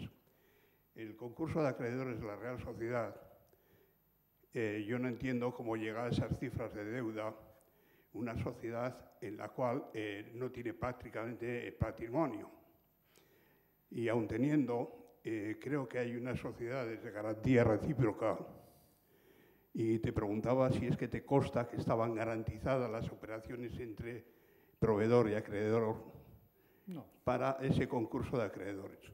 Porque me sorprende muchísimo, bueno, hemos visto en este Guipúzcoa operaciones de ingeniería económica judicial terribles y que pasarán a la historia de las carreras, ¿no? Entonces, lo que me sorprende muchísimo es que cuando surge esta nueva Real Sociedad del momento, previa a las recalificaciones y demás, nos encontremos con unos grupos políticos para los cuales el pasado no sirve para nada, salvo la honrosa excepción de quien preside y expone esta mesa, que les ha ganado el juicio, ¿no? ¿Cómo vamos a recuperar ese dinero público cuando tenemos, presuntamente, siempre, el dinero público? La única forma que yo veo de recuperar es que me sorprende que yo conozco un delegado de una de las empresas más fuertes de crédito, de garantías recíprocas como Crédito y Caución, que debe estar bastante pringada con... Y luego resulta que nos encontramos con una nueva Real Sociedad, con una junta directiva de abogados, delegados, y no sé si representan o no, o han visto un balón redondo alguna vez en su vida, ¿no? Bueno, yo diría, por resumir, no sé si las sociedades las deudas estaban garantizadas o no. En la lista de acreedores, no la tengo aquí, o sea que no lo puedo mirar. En la lista de acreedores más significativos que aparece en el concurso no aparece. Aparece el Real Unión, aparece DPI, que no sé qué es, Salt Library, que no sé qué es, Cucha, Diputación Foral. Es decir, que bueno, no aparece por ahí, yo qué sé, pues Crédito y Caución, por ejemplo, podría ser. Hay que tener en cuenta que hay la Real Sociedad no compra mucho a pequeños proveedores. La Real Sociedad es pagar futbolistas y punto. O sea, bueno, y poco más. Y por lo tanto, había pequeños proveedores que les hicieron obligar a hacer una quita importante para el concurso y bueno, pues ahí se lo quedaron, ¿no? Supongo que les habrán dado alguna entrada gratis para que vayan a ver el fútbol, por lo menos. En cuanto a cómo se puede recuperar esto, en general, dalo por perdido, salvo los 60 millones de la subvención del Ayuntamiento al campo, que yo creo que por la vía de la Unión Europea se pueden recuperar todos. O sea, la Unión Europea tiene el vicio de analizar y si la subvención es ilegal, obligar a recuperarlo con 7%, un 8%, depende del tipo de interés del momento, pero dentro del orden del 8% de interés. O sea, ¿sabes hablar del tema de las vacaciones fiscales y tal, que ha estado ahora dando muchas vueltas? Bueno, pues es una guerra que empieza en el año 90 y tantos, pero 15 años o 20 años más tarde, los tíos dicen, hemos devuelto al ciudadano guipuzcoano pues del pelo de 600 millones de euros de impuestos mal de subvenciones mal dadas a las empresas. La Unión Europea nos ha devuelto a los ciudadanos, no nuestras diputaciones. Yo quería preguntarle al representante del Sindicato de Técnicos de Hacienda, ¿en qué nivel negocian los clubes de fútbol sus deudas con Hacienda? Si yo tengo una deuda con Hacienda, voy a Hacienda, hablo con un técnico y no sé muy bien quién autoriza o desautoriza esa negociación, pero los clubes, ¿en qué nivel negocian? Miguel Cardenal, el de la Federación de Fútbol Profesional, es el que negocia, y como te he dicho antes, debían 600 millones. Los datos que tenemos no los coge, porque Hacienda no dice exactamente, no dice nunca qué club de fútbol es el que debe. Da un total. Y lo da si le haces una pregunta parlamentaria. Tú vas particularmente y no te lo va a decir. Ni te lo deja que lo publique. Todos los datos estos están sacados porque le han hecho preguntas parlamentarias, pero el club de fútbol no negocia. Hacienda, a través de Cardenal, por ejemplo, pues ha negociado, por ejemplo, lo que he dicho antes, a través de sus jugadores, de poner el club, de poner el estadio. Así, lo último que se ha negociado es que y eso finaliza en el 2015, pero se negoció, se firmó por parte de la Liga Profesional de Cardenal y del presidente de BER, se hizo un protocolo para que en el 2015 quedara finiquitado. Bueno, pues poco a poco van surgiendo. Ahora mismo el club que no pague a sus jugadores en 3 meses automáticamente desciende de categoría. Eso ya es fijo. Por eso los jugadores, ahí es la única que tienen. Entonces, pero así como Cardenal y Bert, entiendo que son por el lado del Ministerio de Deportes, por el lado del Ministerio de Hacienda, ¿quién firma ese protocolo? No, ellos, pues el presidente de la agencia sería, el presidente de la agencia. Gracias. Sí, dos comentarios. Uno, decirle a Javier Olaverri que le aplaudo su enorme valentía ante estos... No se puede la valentía. Sí, valentía ciudadana, pero me parece a mí que sí. No, bueno, no he visto enemigo. Bueno, valentía si tienes una cosa que te amenaza, a mí no me amenaza nadie. Bueno, yo así lo veo y así lo digo, no solamente en ese caso, sino también en otros artículos. Creo que te define una cierta valentía ciudadana y yo te aplaudo y te animo a seguir por ese camino. En el Ayuntamiento de San Sebastián creo que aprobaron lo que aprobó el Ayuntamiento todos los partidos políticos por unanimidad. A raíz de la sentencia que tú has obtenido, ¿qué juicio te merece que ninguno de los partidos de todo el arco que haya dicho absolutamente nada? Una. La otra, el otro señor, perdóname que no... Diego. Curiosamente, ayer en la noche, jugando con YouTube, vi una entrevista, y por eso hago la intervención, al Real Madrid de Évole, al señor Florentino Pérez con el tema de Valdebebas, ¿no? Sí. Me ha llamado la atención que has dicho que era un pelotazo de 110 millones de euros. Sí, 110. No, 100 millones de euros. 10.000. Yo lo he valorado en 500 millones de euros. Los que fueran. Millones. Bueno, yo me he quedado con 110 millones de euros. Orden de magnitud. Bueno, como lo vi anoche, se me ha quedado. Entonces, el argumento que daba este señor era, primero, todo el Ayuntamiento de Madrid, excepto la concejal Matilde Fernández, del Partido Socialista, no así los otros compañeros del Partido Socialista, todos habían acordado. Y el argumento que él decía era, nosotros hemos dado valor a aquella zona. Si nosotros nos retiramos de allí, es justo que tengamos el mismo beneficio que han tenido los demás usuarios que han venido a posteriori, porque era, creo recordar, del año 50. Y él decía, el dinero que queremos para el Madrid es para hacer la nueva ciudad deportiva y utilizarlo en el propio campo del Santiago Bernabéu.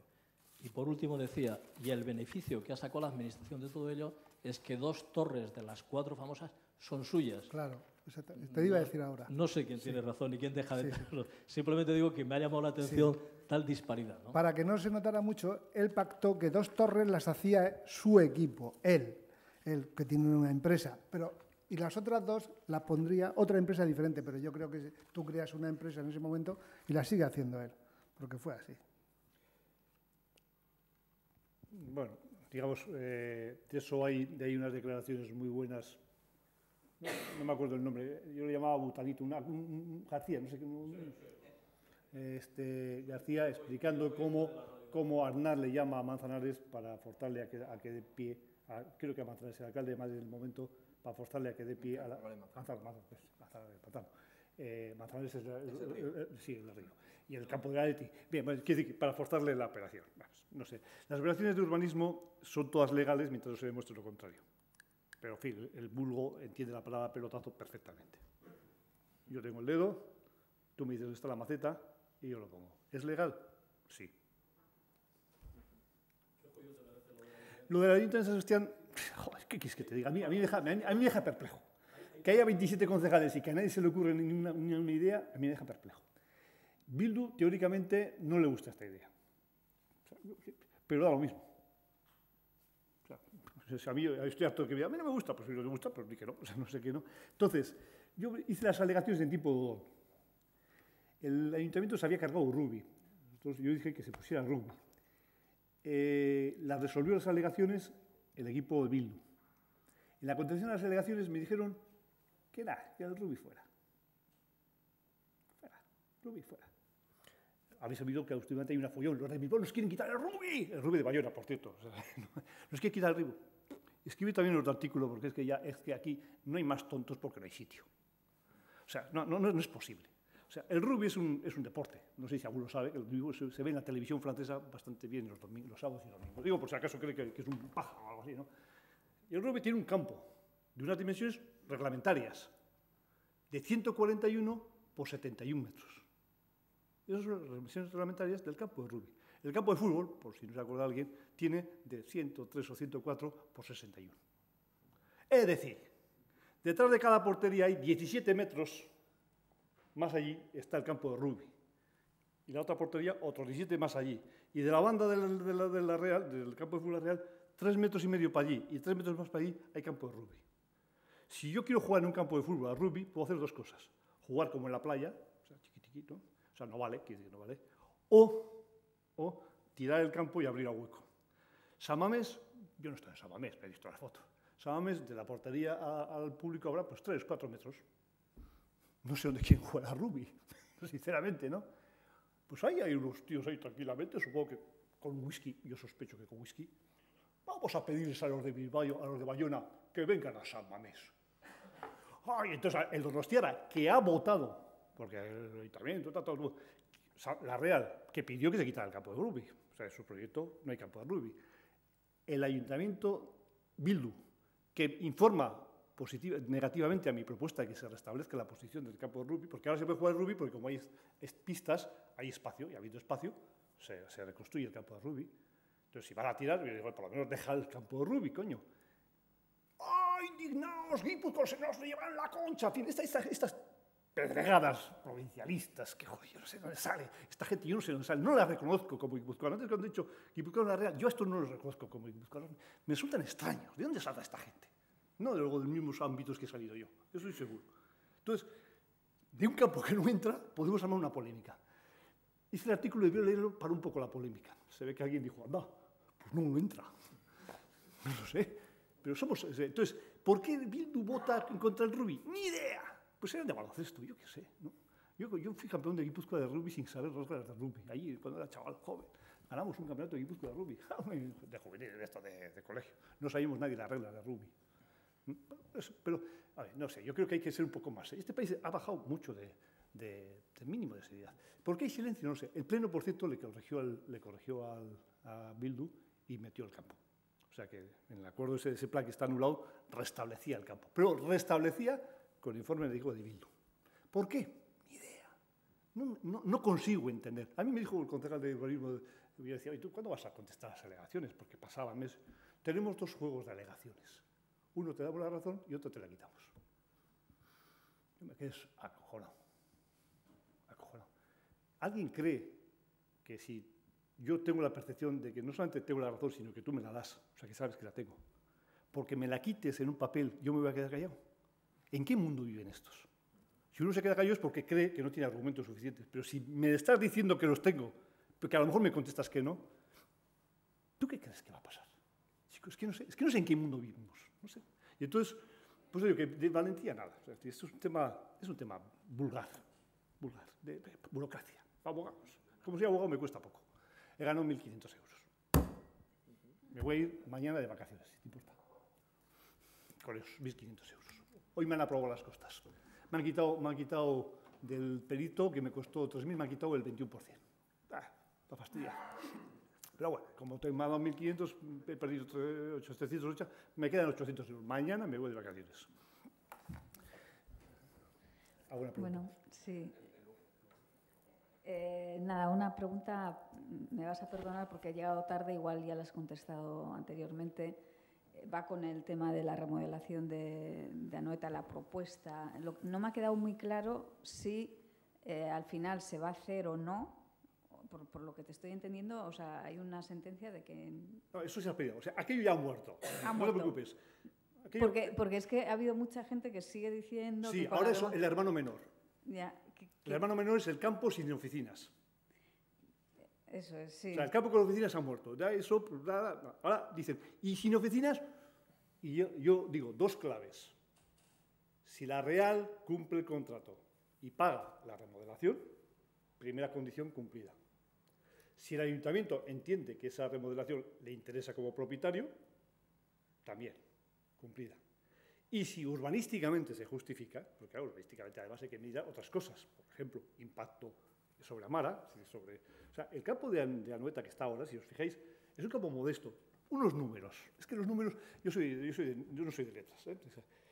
El campo de Anoeta, que está construido para 30.000 de la propiedad 32, 30.000 vale, costó en su día 2.100 millones de pesetas, 13 millones de euros. Vamos a pasar a euros, 13 millones de euros. Eso a coste de hoy andará en 25 millones de euros. Hacer un campo de 30.000 espectadores cuesta de verdad, si nadie mete mano en la caja, 25 millones, y es bastante bonito, no es una caja de zapatos, es una cosa que tiene airosa. Y si os fijáis, además, tiene una forma ondulada para que desde Anoeta no tenga impacto, tenga el menor impacto visual posible. O sea, bueno, es ahí. Si vais al San Mamés es un cajón. O sea, la mayor parte de los estadios son un cajón. O sea, hay que ser muy arquitecto, pero al final hacer un cajón. Ese está hecho con otra historia. 25 millones de euros. Remodelarlo, es decir, quitar una tribuna, o sea, las dos partes de atrás de la portería y hacer alguna cosa, 40. Yo, joder, qué rombosos son estos tíos, ¿no? Yo todavía no he entendido dónde salen los 40. Por supuesto, para pagar los 40, fíjate las cuentas de la Real. Ayuntamiento, ponme encima unas oficinas que valen 50, y que ahora cuando han dicho lo que van a hacer, dice, bueno, con oficina nos costaba 48, sin oficina nos cuesta 43, y bajaremos a 40. O sea que, según ellos, las oficinas solamente costaban 5 millones.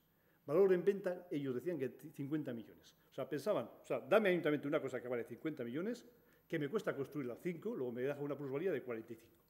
Y con estos 45 millones, más 10 millones que le mango al gobierno vasco, le pido, y me los concede. Otros 10 que se los pido a la Diputación, pero que me mandan a tomar por saco. Bien. 10 que le pido a la Cucha que no sé qué hace, ya vamos, 65 y 10 fallidos, entre 65. Voy a hacer un campo de 40 millones. Y a ver, yo me he perdido una suma en algún momento. O sea, que tú estás recolectando 65 millones para hacer un campo de 40, o de 48, para ser exactos. No sé, no me sale. Dice, no, pero ahora voy a poner 20 millones yo. Dice, a ver, o sea, ya vamos 85. No entiendo nada, menos mal que como eso se ha roto, no hay que gastar ni una neurona más. No hay quien entienda. Y no digamos el del San Mamés. San Mamés tiene el doble, 55.000 espectadores. Si Anoeta es 25, pues San Mamés podría ser 50. 180. ¡Rey Dios! ¡Rey Dios! De 50 a 180, lo que hay que meter para poder gastar. Yo no sé, a mí no entender. El hormigón debe ser ahora mucho mejor que antes. No hay comparación. Este hormigón no se va a caer. Así como este de aquí se caerá, el otro no. El otro es un hormigón buenísimo. 3 veces más caro. Más que nada porque es que ha habido unas vecinas que a mí me estaban muy preocupadas porque con esta remodelación ellas creían que iban a perder la Casa de Cultura. Bueno, eso es otra, claro. Que estaba ahí y que, bueno, que se queda. No sé si tienes información de qué pasa con esa Casa de Cultura o no, que es algo que... Para decirlo más claro, es un problema de lenguaje. La Real utiliza la palabra remodelación. El Ayuntamiento utiliza remodelación. Yo utilizo derribo. Es que yo soy así. Yo hablo en castellano. Remodelaciones, por ejemplo, lo que hizo con el Ayuntamiento con el Mercado de San Martín. Lo conocéis todos, ¿verdad? Tenemos la edad todos de haberlo visto, ¿verdad? Lo remodeló y salió lo que salió. ¿Cómo vas a llamar derribar eso? Nadie ha derribado el Mercado de San Martín. Se ha remodelado. Entonces, cuando tú le preguntas en un juicio, es decir, bajo juramento, al autor del proyecto, a la autora del proyecto, al responsable de grandes proyectos del ayuntamiento, a los peritos que hacen el plan general, o sea, ¿en qué consiste la obra? ¿Dónde está el proyecto? Dicen, no hay proyecto. ¿Y por qué se dice que vale 60 millones? Porque valía 60, ahora vale 48, antes 60. O sea, los números dependen de la copa que has tomado en el momento. ¿Y por qué decís? Bueno, es una hipótesis sobre un proyecto, dice uno de ellos. Dice, con mi idea costaría esa cifra de 60 que figura en los invíos. Con tu idea, pero tú que eres el jefe, es un jefe, pues si tú eres un funcionario, por decir, aparte tercero, o sea, que no estás en el escalafón de decidir. O sea, que tu idea es la que figura aquí, todo lo que tenemos, años, ¿cuánto? Venga a hablar del campo. No hay nada, no hay nada. No hay nada material. Entonces, claro, cuando tú te pones a mirar dónde está la clase de cultura, dices, no, eso no hay que tocar, si tocáramos solamente esto, tal. Nadie sabe lo que se va a tocar. Y ahora que ya ha sacado otra maqueta más bonita, uno le mira así, yo tampoco a la maqueta le he gastado 2 neuronas, no tengo por costumbre perder el tiempo con cosas así, y digo, va, una chapela, claro, la chapela, para que os hagáis una idea, quitar los anillos de la noeta y bajar las tribunas hasta, o sea, ganando en el espacio ganado, costaba menos de 6 millones de euros. He dicho 6 porque se ha oído la puerta mal.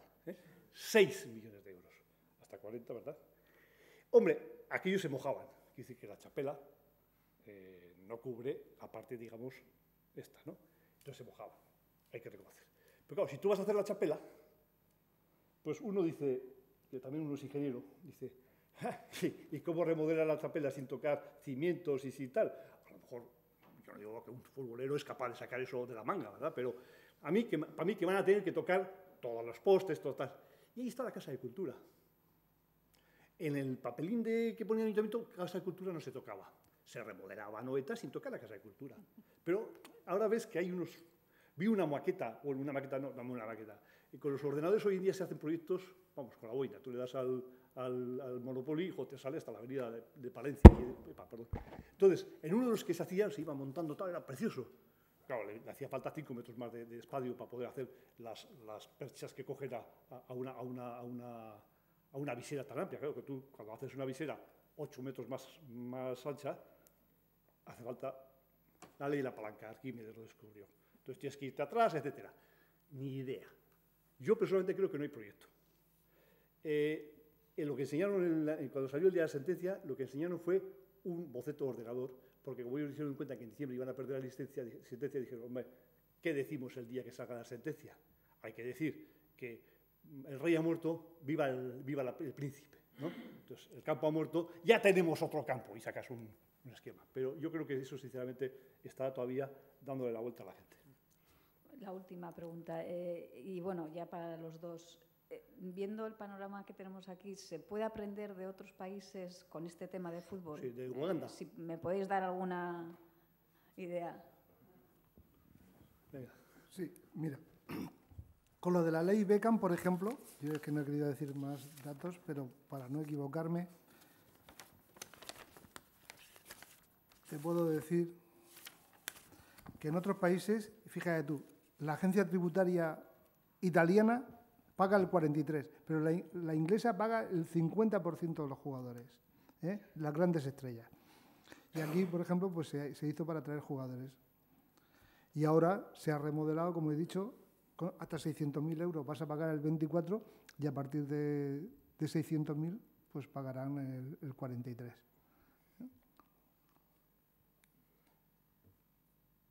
Yo por alguna cosa. ¿Se puede aprender de otros países? Bueno, mira, yo voy a poner el caso de los escoceses. Los escoceses tienen una liga muy divertida. Históricamente estaban 2 equipos, se llama uno el Celtic, que es el que solemos conocer nosotros, y otro el Rangers. Uno es protestante y otro es católico. Entonces, y además de esos 2 equipos, para hacer liga, juegan pues, el Turing de Rentería, el no sé qué de Vergara, de una isla de allí, o sea, una liga maravillosa. Entonces, claro, el único partido interesante es el gran partido, Celtic-Rangers. Celtic-Rangers, Rangers-Celtic. Cuando se acaba el Celtic Rangers, dicen Copa de la ciudad, Celtic Rangers, Rangers Celtic, Celtic Rangers, Rangers Celtic. O sea, porque es que así no, porque claro, es que un poco con lo que pasaría al Barça si jugara la Liga Catalana, ¿no? Barça Hospitalet, precioso, joder, ¿no? Barça Tortosa, así estaría el campo. Bueno, entonces va el Ranger y entra en crisis financiera con el Xisco. El Ranger está en segunda B, que en mi pueblo antes era segunda. O sea, cuando yo iba a fútbol se llamaba segunda. Se han atrevido, o sea, ahora el Celtic hará lo que antes llevaba una alemana, una cosa así, ¿no? O sea, no sé, juega él solo, se juega contra sí mismo. Eso está pasado hace un año. O sea, hay países que por lo que se ve el fisco no les tiembla el pulso, ni aunque sea dejándole a una liga sin ni siquiera poder jugar. La old question le llamaban. Este partido Celtic Ranger es la old question, porque cuando arrancó eran católicos contra protestantes y había de todo menos fútbol. La old question, la vieja cuestión. Es así. Pues se han quedado sin old question. Uno está en segunda y otro está en primera. ¿Aquí te imaginas que alguien se atreviera a hacerle eso a uno de los nuestros? Bueno, primero felicitar a la organización del acto porque pocas veces tenemos ocasión de discutir de estos temas y además pues ya sabemos que los medios de comunicación pues es todo fútbol y estamos viendo estos días los mundiales y el efecto social que tiene en todas las conversaciones y en toda la vida, incluso para las comidas y las familias. Una primera reflexión, a mí me ha parecido importante y a ver si podíamos profundizar un poco más, eso de que un equipo de fútbol es algo más que un equipo de fútbol y que la Real es Guipúzcoa o el Atleti es casi un elemento identitario que une a cantidad de vascos o el Barça es más que esto, o incluso los problemas identitarios que ahora hay cuando juega el equipo de España y hay vascos vergonzosos que no se atreven a reivindicarlo y otros que sí.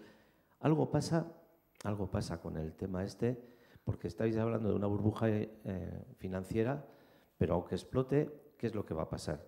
Porque socialmente puede ser asimilable, no lo sé, pero ha pasado con la banca, que se les ha cubierto, pasa con otros elementos que socialmente pueden estar denostados, la central de Garoña o la crisis económica lo justifica todo. Entonces, ¿por dónde podríamos pegar al tema? Porque sí que es verdad que somos 700.000 personas guipuzcoanas y no sé cuántos. 686. Eso, y poquitas socios. El tanto por ciento es pequeño, pero sin embargo tiene ese peso social en la vida cotidiana, etc. Yo creo que ahí está el quid de la cuestión, porque aparte de las cifras, las delincuencias y tal, socialmente y políticamente como ciudadanía, ¿cómo se puede enfrentar a eso? Ese es el tema que me preocupa. Y luego, desde el punto de vista de aprovechando que has hablado no solamente de la Real, sino de San Mamés, no me ha quedado claro, lo has planteado que es un campo público, que en la parte de construcción se han cubierto bien legalmente, pero que en la parte de explotación habrá que ver cómo se puede plantear y que podría ser la Unión Europea la que podría intervenir y en ese caso la acción pública o la acción ciudadana o por dónde tendría que ir la respuesta social a la crítica de lo que está pasando, que ha pasado con San Mamés. Bueno, se ha comentado que en esto íbamos a centrarnos en la parte administración, equipo de fútbol y no otros enfoques del fútbol. El fútbol, el enfoque más curioso siempre es el antropológico, ¿no? O sea, esa sensación de masa, el hombre es un ser gregario, esa sensación de masa que le gusta juntarse en miles para gritar y tal y cual, pues es un fenómeno complejo de analizar. Yo personalmente no tengo ninguna opinión al respecto. Hay gente que les gusta mucho estar así y a otros les gusta menos. Es decir, no sé, ahí no entro mucho. A mí todo eso me importa 3 pimientos mientras no se traduce en hechos concretos. Hacerme que 100.000 tíos se junten a decir ¡gol, gol, gol! Y pierden 5-1. ¿Contra quién perdieron?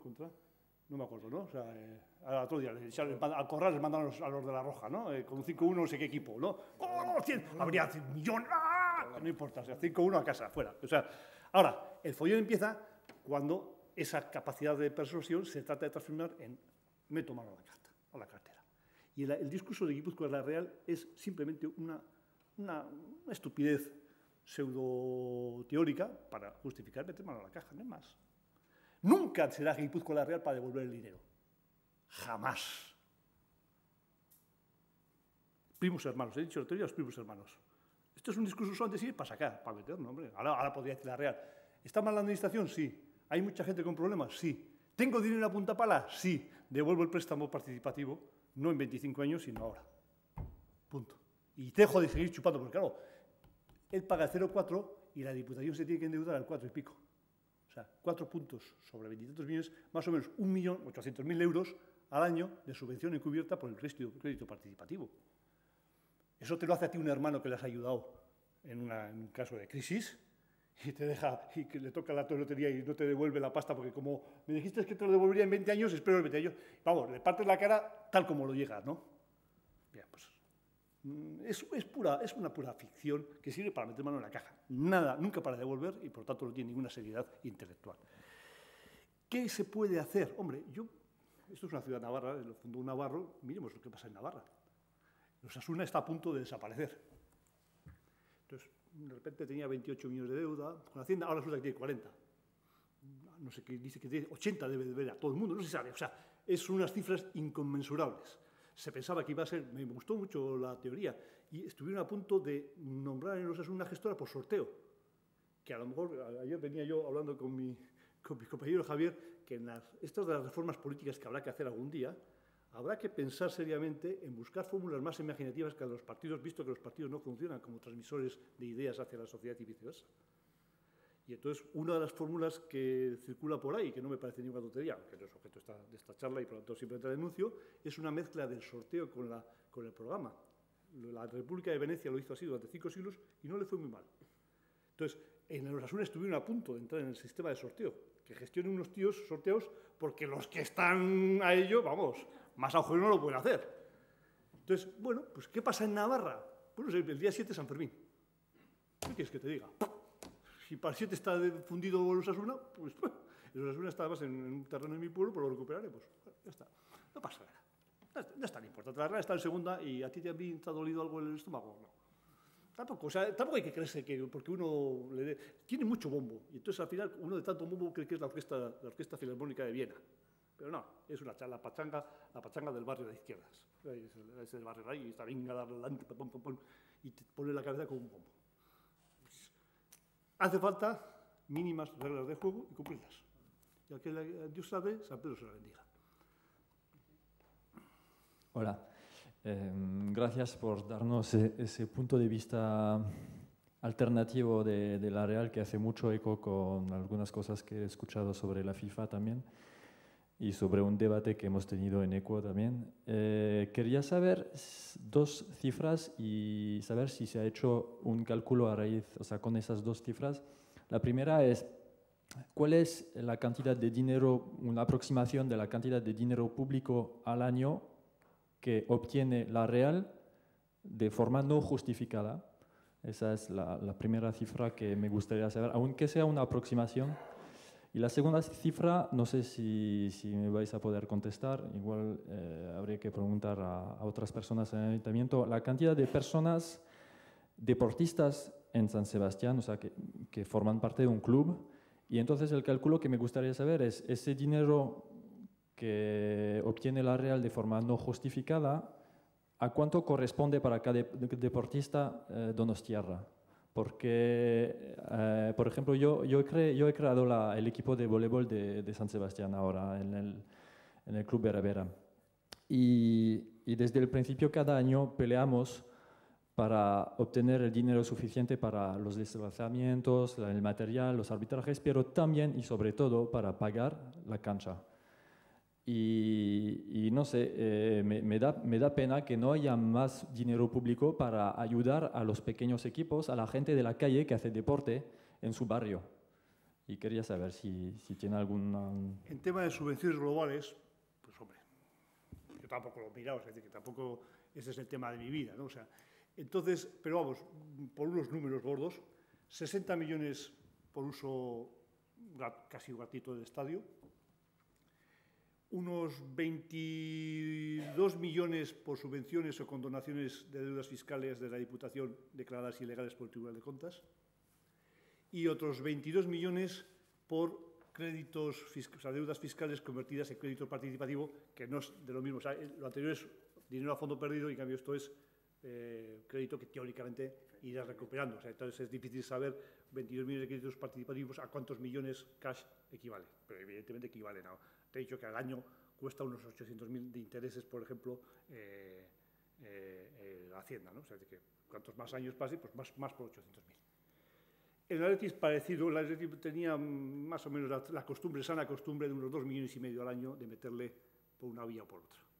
Llevan un par de años que no la han metido. Con la crisis económica, pues es más difícil colar. Esos serían los órdenes magnitud. En cuanto a fútbol base, no tengo una idea, pero pues, tampoco hace falta hacer muchos números.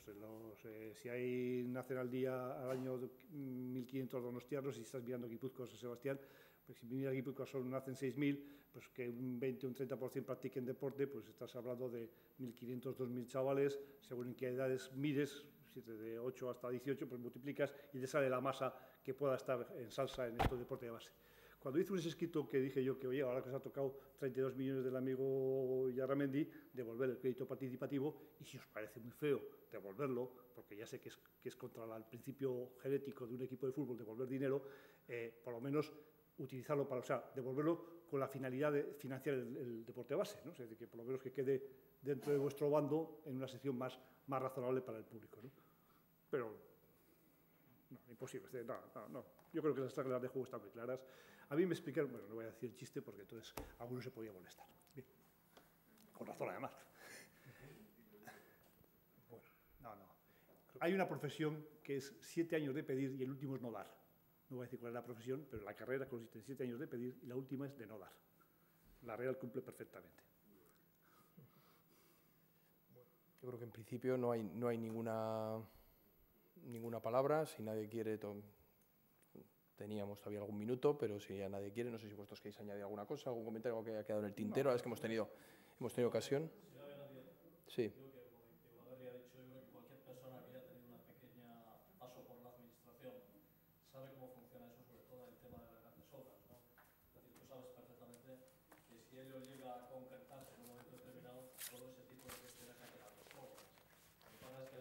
Que todos conocemos, pues tiene un modus operandi, es decir, que hay que echar a andar. Una vez de que se echa a andar, después ya le daremos forma, entonces es primera parte, segunda parte, tercera parte, modificado y todo lo demás.